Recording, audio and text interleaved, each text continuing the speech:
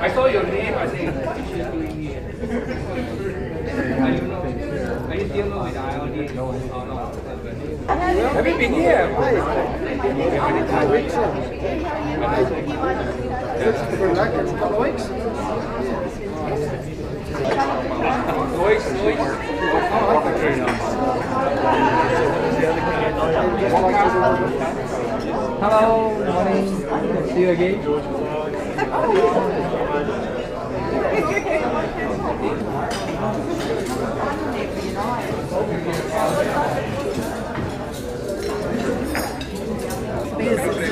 And I think runs in white, so we are eating out.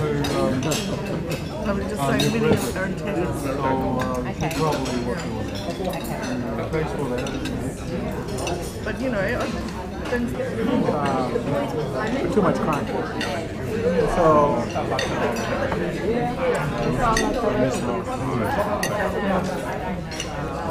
I need to put this but in another way.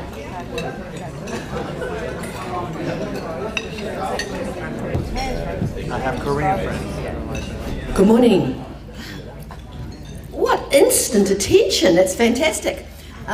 Kia ora, good morning. It's wonderful to see so many familiar faces here. You people represent the 160 good reasons to support Canterbury. 160 good reasons because there's 160 different ethnic groups in Canterbury. Today is a day to celebrate. Today is a day to recognise all the hard work, all the effort that the people here, the businesses here, the ethnic communities here that have put in towards the recovery of Canterbury. And I'd like to start firstly by thanking Taz. Stand up, Taz. We all know Taz. Taz has been a star. He's worked unstintingly in this area. He's organised, he's cajoled, he's bullied, he's got people together to make it happen, to support each other. So Taz has done a fantastic job. And Taz is not alone. He's managed to dragoon a series of local people who are deeply embedded in their communities to help them get through this. And we've got Jan Wang from China, Chinese. Mia Lim, Korean. There's Mia, she's done a fantastic job. Taka Yamada, here he is, from Japan. And I'm actually sorry, Taz, I've stolen your thunder. He was going to do this and I've done it for him. And we've also got two mentors who have worked really hard to be there to support people as well. We've got Sophie Baldwin. Stand up, Sophie. She'll mentor you with no bullshit. And we've also got Lee Ratamana. There's Lee. Stand up, Lee. And I think that symbolises the unity, the different communities that are involved in that, and how we can all work together. And I'd just also like to thank Jane Huria. She's going to stand up too. Make her stand up too. There we are. Just back from France. So, and because she was representing the Earthquake Appeal Trust, which has funded this, and I think we really thank you, Jane. We've been working hard on this. We've been sort of stringing together with no money, so it's really nice to have some support to make this happen. Then I'd like to introduce to you our Minister, the Honourable David Carter. David Carter is the Minister for Agriculture, for Forestry and for Biosecurity, but today he's in his role as Associate Minister of Economic Development, because what we know that the ethnic communities deliver to Canterbury and to New Zealand is more per head of population than any Indigenous Kiwi people. When I say that, the energy, the effort, the focus and the hard work of ethnic communities individually bring more per head of population for GDP than anyone else in New Zealand. And I'd like you to give yourself a congratulations over that one. It's a very, very strong effort and we really appreciate it. So David is, as I said, is the MP in Port Hills. He's been in Parliament since 1994. He's been involved across a wide range of businesses and commercial enterprises. Himself, he's been involved as a farmer and as a cattle breeder, I discovered on the internet last night. Simmental cattle, there you are, you see. We've all got these hidden skills somewhere. But today he's going to talk to you about economic development and how important you are to that and to the future of Canterbury and Christchurch. Thank you, David.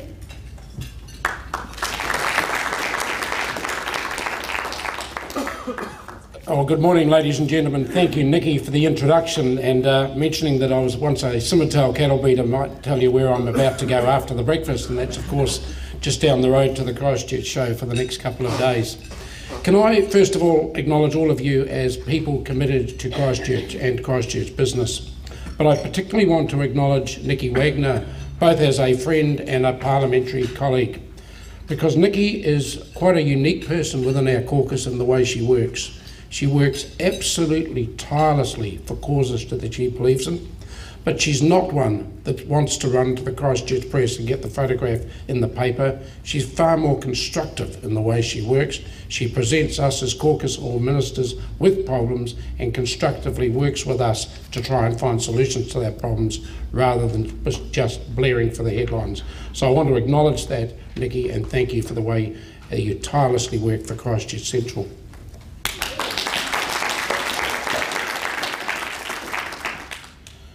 But I also certainly want to thank you, as many of you recent immigrants to New Zealand, for the way you've come to Christchurch, you've committed to bring up your families here in Christchurch, you've committed to establish your businesses in Christchurch, because just in my lifetime as a Christchurch born and bred person, I've watched the diversity and the excitement of Christchurch just become quite something that we can all be proud of. And part of the reason for that diversity increase, the increase in our culture, is because people like yourselves are prepared to make the commitment to our great city. So thank you. Of course, we're on the election campaign trail. Nikki, you've got 2 weeks and 2 days to go. Probably we're the only ones that are counting. It's a different election campaign to any other that I've been involved in that the Rugby World Cup has dominated events around New Zealand until quite recently. So what you're seeing is a short, sharp campaign, and people now are only just starting to really focus on the importance of this election and the decision they're about to make on the 26th of November. But from my point of view, having done 8 election campaigns, in my mind this would be one of the most critical for business. And I say that because as a country, we're not a country of a lot of large businesses. We are a country of 500,000 businesses. Many of them are relatively small operations, many of them are medium operations, not a lot that you could call large players employing perhaps 1,000 or 2,000 people. And in that regard, policies that governments espouse before elections become absolutely critical to business. It has been a pretty tough time for you over the last 3 years. It's certainly been a relatively tough time for us as a government over the last 3 years. We became government in November 2008, and the first words I remember recalling at that time was global financial crisis. And as we examined the books that we inherited as a government at the end of 2008, the thing that astounded me, and I don't think many New Zealanders had realised it, is we'd actually gone into recession with our tradable sector in late 2004. And by the tradable sector, I mean the way we earn our living in the world. We're a small country, we're good at what we do, but we're a small country of 4.5 million people, so the only way we are going to prosper is finding goods that we can export to the rest of the world. And that's why the focus of our government has been very much on trying to assist the tradable sector so that it can trade profitably with the rest of the world. Our job as government is to make sure the rules and regulations we put in place for you as business people are fair and reasonable, but allow you to prosper. Our job is then to assist you as a government to connect internationally so you have a chance to take on a market far bigger than 4.5 million people. But then not only did we have to face the global financial crisis, within a relatively short time we've had these horrendous events here in Christchurch and the earthquakes. And again, I think as government we can be proud of the way we responded by immediately announcing that wage subsidy package and support for business. Within weeks of the first earthquake in September, $240 million had come from central government to support all of us here in Christchurch.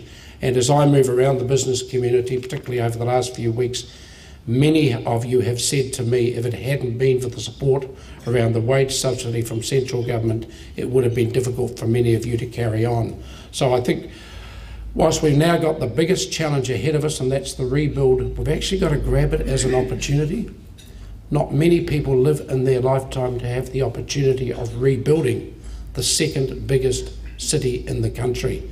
And you certainly have a complete commitment from the current national government that we will play our part in rebuilding this fantastic city, and I certainly hope that you're there to work with us through that challenge and make Christchurch an even more exciting, more diverse place than it was prior to September last year.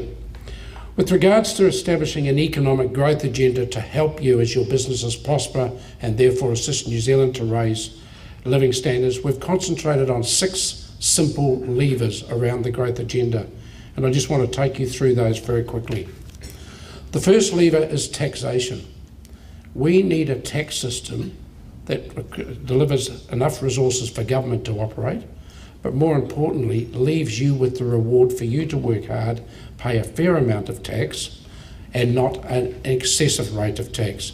And in that regard, the changes we've made by bringing down company tax to 28 cents, bringing down personal tax rates so that the highest tax rate for 3/4